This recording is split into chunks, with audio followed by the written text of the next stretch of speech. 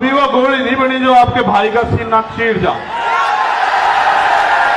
पता लगा आपके बीच में से कोई खड़ा होकर गोली मार दे, फिर क्या करोगे? इसलिए बिठा रहा था मैं।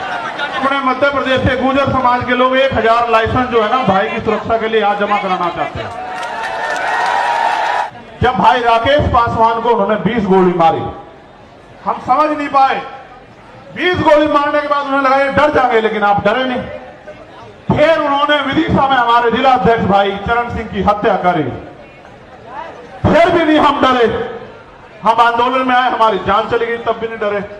फिर उन्हें लगा कि भाई जड़ ही काटो, टहने भी मजबूत हैं, जड़ भी मजबूत है, पत्ते भी मजबूत है, भाई जड़ ही काटो। तो बाबा साहब वाले रुकने के लिए तो जड़ काटने का वो क्या था कि चंद्रशेखर आजाद को निपटा दो।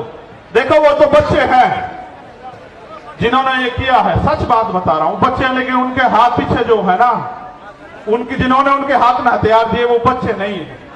हम जिसकी रक्षा जो है सम्राट वीर भोज के वंशज करते हो, जिसकी रक्षा सर छोटू राम के वंशज करते हो, जिसकी रक्षा गुरु गोविंद सिंह जी के बच्चे करते हो, जिसकी रक्षा सतगुरु रविदास जी महाराज के बच्चे करते हैं, जिसकी रक्षा भगवान वाल्मीकि महाराज के बच्चे करते हैं, उनको लगा कि वो उसको मिटा देंगे। आज इस पावन अवसर पे, क्योंकि भीम आर्मी का स्थापना दिवस भी है, 8 साल पहले आज ही के दिन हमारे माननीय राष्ट्रीय अध्यक्ष और तमाम हमारे सिपाहियों ने यह ऐलान किया था कि भीम आर्मी भारत एकता मिशन के नाम के संगठन के जरिए हम इस देश में मनुवाद ब्राह्मणवाद की जड़ें काट देंगे। जो कारवा 176 से चला, आज वो कारवा सैलाब के रूप में दिल्ली की सड़कों पे है। प्राइमरी स्कूल के मास्टर के इस बेटे ने कभी सोचा नहीं था कि अगर ईमानदारी से काम करने वाले को इतना प्यार मिलता है तो फिर लोग ईमानदारी से क्यों नहीं काम करते। एक चीज और बता दो, पहले ही बात पक्की करके चलेंगे आज। क्या अगर मैं लड़ाई गलत लड़ रहा हूं और ये लड़ाई मुझे नहीं लड़नी चाहिए तो आप आज इशारा कर दो, मैं ईमानदार से कह रहा हूं, मैं राष्ट्रीय अध्यक्ष जी को लिख के दे दूंगा कि हम ये संगठन बंद करके कोई खेती किसानी का काम कर लेंगे। जो आखिरी में बैठे हैं वो सब लोग बताओ भाई, ऐसे नहीं चलेगा, हाथ उठा के बतलाओ, ये काम बंद कर दूं। हम इस देश में इसलिए पैदा नहीं हुए कि हम बच्चियां पैदा हो हमारे घर में और उनको नोच लिया जाए, जैसे मणिपुर में नोचा जा रहा है हमारी आदिवासी बहनों को। हम लोगों ने इसलिए अपने परिवारों को आगे नहीं बढ़ाया कि कोई मूंछ रखने पर उनकी हत्या कर दे, कोई उनको जूते में पानी पिलाए, कोई उनके सर पे पेशाब कर दे। इसलिए हमारे माँ बापों ने हमें जन्म नहीं दिया। इसलिए अपने मनोबल को ऊंचा करो। ये लोकतंत्र है, जिनके पास लोग होते हैं, जिनको उनका राज होता है, लोग आपके पास हैं। लेकिन पहले उन्होंने घर घर जाके आपको समझाने का काम किया, ऐसे आप भी जो है अब घर घर जाके उनको समझाने का काम करो। पहले लल्ले यादव भी पिछड़े समाज से थे, ये बात मैंने आपको इसलिए बताई। आप ये सोचते हो कि वो गलत है, नहीं, कुछ गलतियां हुई है उसकी वजह से दिक्कत आ रही है, वरना पिछड़ा समाज भी ब्राह्मणवाद मनुवाद का सबसे बड़ा जो है विरोधी बैठा है। और ये बात उन्होंने 19 के दशक में करके भी दिखाई है। ठीक है। दूसरा, अगर आपको और आगे बात को बढ़ाना तो अपने पराये में फर्क समझना पड़ेगा। जब सब लोगों ने रास्ते बंद कर दिए और कहा बाबा साहब अम्बेडकर, खिड़कियां तो, दरवाजे तो बहुत दूर, खिड़कियां भी बंद कर देंगे, घुसने नहीं देंगे संविधान सभा में, तब उनको खुलना ढाका से की खुलना सीट से जिताकर कॉन्स्टिट्यूशन असेंबली में भेजने वाले लोग वो मुस्लिम समाज के थे। उन्होंने भी अपना जो है पहले हक अदा किया। संसद में बाबा साहब, कॉन्स्टिट्यूशन असेंबली में बाबा साहब गए, तब जाके संविधान लिखने का मौका मिला, तब जाके आपको हक अधिकार मिले। आज वो लोग आपकी तरफ देख रहे हैं कि भाई हमने तो समय समय पे अपना काम किया, हमारे लिए कौन लड़ेगा। इसलिए मैं सीए एलपीआर एनआरसी के आंदोलन में मिल गया और इसलिए मैं आपसे कह रहा हूं, आपको समझना पड़ेगा कि आपका अपना कौन है और आपका पराया दुश्मन कौन है।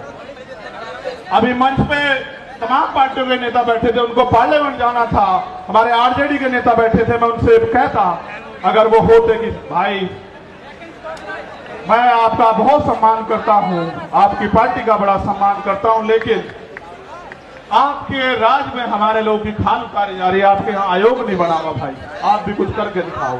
दूसरों को गाली देने से काम नहीं चलेगा। उनके यहाँ SC आयोग नहीं है, महिला आयोग नहीं है। उनके यहाँ राकेश पासवान की हत्या कर दी जाती है, आरोपी गिरफ्तार नहीं होते। मुझे उनसे भी कहना था, लेकिन समय कमी से चले गए। हमारे कांग्रेस के नेता भी बहुत सम्मानित साथी भाई आए थे, मैं उनका भी बड़ा सम्मान करता हूं। भाई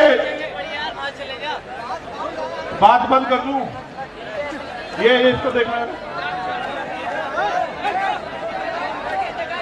मैं उनसे भी पूछता कि भाई, मैं आपके सीनियर नेताओं का भी वो लड़ रहे हैं, सम्मान करता हूं, लेकिन जब आपके यहाँ इंदर मेघवाल, जितेंद्र मेघवाल, जब आपके यहाँ ओम प्रकाश नगर, जोधपुर की बिटिया, JNU के स्कूल की बच्ची, जब उनके साथ अन्याय होता है तो भाई आप भी कुछ करके दिखाओ। सिर्फ गाली देने से काम नहीं चलने का कि दूसरी सरकार खराब है। आपके राज में भी बहुत कुछ भला नहीं हो रहा है। इसलिए मेरा स्पष्ट संदेश है कि जब तक आपकी अपनी ताकत नहीं बढ़ेगी, आपको कोई पूछने वाला नहीं है। मेरी बात को याद रखना, किसी के पीछे खड़े होने के लिए नहीं कह रहा हूं आपको। मैं आपको पूंछ बनाने के लिए नहीं कह रहा हूं, मैं आपको मूंछ की लड़ाई लड़ने के लिए कह रहा हूं कि अपना होगा अपना मरोड़, और मन आया तो पिया नहीं दिया फोड़। ठीक है, अपनी ताकत बनाओ।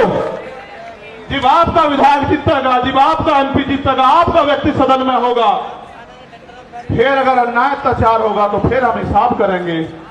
हमारा एक अम्बेडकरवादी सदन को चलने नहीं देगा, चाहे सदन ये वाला हो या विधानसभाओं के सदन है।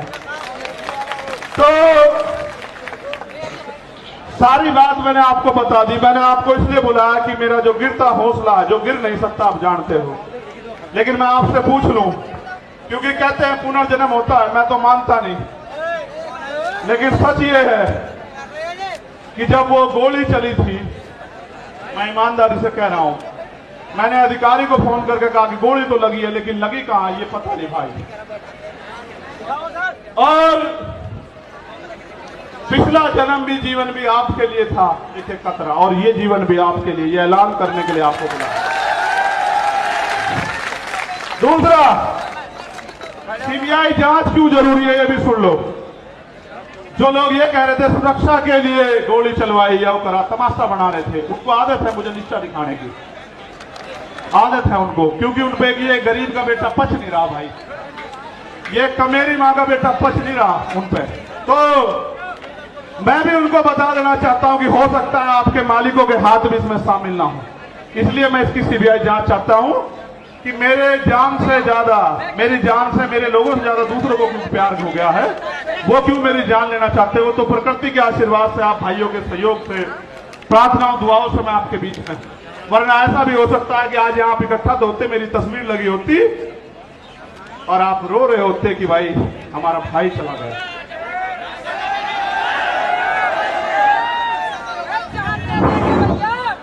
मैं जानता हूं कैसे कैसे उधार पैसे लेकर आए होंगे, और आने जाने के बाद जब खबर आएगी कि आप तक कोई और मुसीबत ना पड़ जाए, लेकिन जब आप अपनी जगह से नहीं हिलते तो फिर मेरे साथ कोई मुसीबत आ जाए, मुझे भी हिलने का मेरा मन नहीं करता। आप बताओ कैसे छोड़ दूं, आपके हाथ कैसे छोड़ूं, आप बताओ कैसे छोड़ूं आपके हाथ, जिन्होंने मेरे लिए दिन रात नहीं देखा, आंधी तूफान नहीं देखा, गर्मी नहीं देखी, बारिश नहीं देखी, कोई भी मुसीबत नहीं देखी, भूख प्यास, उनका हाथ कैसे छोड़ दूं, उस समाज का हाथ कैसे छोड़ दूं, कैसे डर के घर में बैठ जाऊं, कैसे सीना तान के आपका खून होके बाहर ना हूं। इसलिए यहां मैदान में हूं, ये मैं समझना डर गया हूं। जिस दिन डर गया आप ये समझना कि मर गया हूं। जब तक जिंदा हूं पूरी ताकत से इस लड़ाई को लड़ूंगा। दिल्ली के भी बहुत साथी आए, मध्य प्रदेश के बहुत साथी आए, 22-23 स्टेट से साथी आए, थोड़े थोड़े अपना अपना प्रतिनिधित्व करने के लिए। 2-2 हजार किलोमीटर से लोग आए, उड़ीसा से आए, झारखंड से आए, तेलंगाना से आए, कर्नाटक से आए, त्रिपुरा से आए, असम से आए, बंगाल से आए, बिहार से आए, राजस्थान से आए, कश्मीर से आए, पंजाब से आए, हरियाणा से आए, यूपी से आए। यूपी वालों का तो खून हूं तो भाई, खून तो सभी का हूं। वो ज्यादा मेहनत कर रहे हैं आजकल। तो मैं आपके आगे ज्ञापन पढ़ता हूं, आप ज्ञापन को गौर से पढ़ ले, सुन लेना एक बार। बहुत महत्वपूर्ण है ये ज्ञापन, और ये ज्ञापन इसलिए जरूरी है कि एक छोटी सी मांग इसमें मुझसे जुड़ी हुई है, लेकिन बाकी मांग बहुत मुझसे जुड़ी हुई नहीं है, समाज से जुड़ी हुई है। भाई चंद्रशेखर तो अकेला आदमी मर जाएगा, लेकिन इस समाज के साथ जो न्याय हो रहा है उसका हिसाब तो करना पड़ेगा ना। ये उसका हिसाब नहीं करने के, क्या हम इस देश में, आप बताओ, मरने के लिए पैदा हुए हो? मणिपुर की बच्चियां याद हैं? देखो हमारे साथ तो शोषितों के साथ ये सदियों से होता आया। वीडियो भले ही वायरल ना होती हो, लेकिन होता तो आया है। लेकिन अब ये बंद होना चाहिए, नहीं होना चाहिए, आप बताओ। तो और ये वो धरती है जहां पहलवान बेटियों पे लाठियां चलाई गई। उस दिन मैं नहीं था, एक जख्म का हिसाब करने के लिए मैंने आप लोगों को यहां बुलाया। बहुत बहुत धन्यवाद। जय भीम, जय भारत, जय मंडल, जय जोहर, जय संविधान। हमारी एकता जिंदाबाद। एक रिक्वेस्ट, जैसे आराम से आए वैसे ही जाना, जैसे आराम से आए आप वैसे ही जाना। आपकी जान कीमती है मेरे लिए बहुत।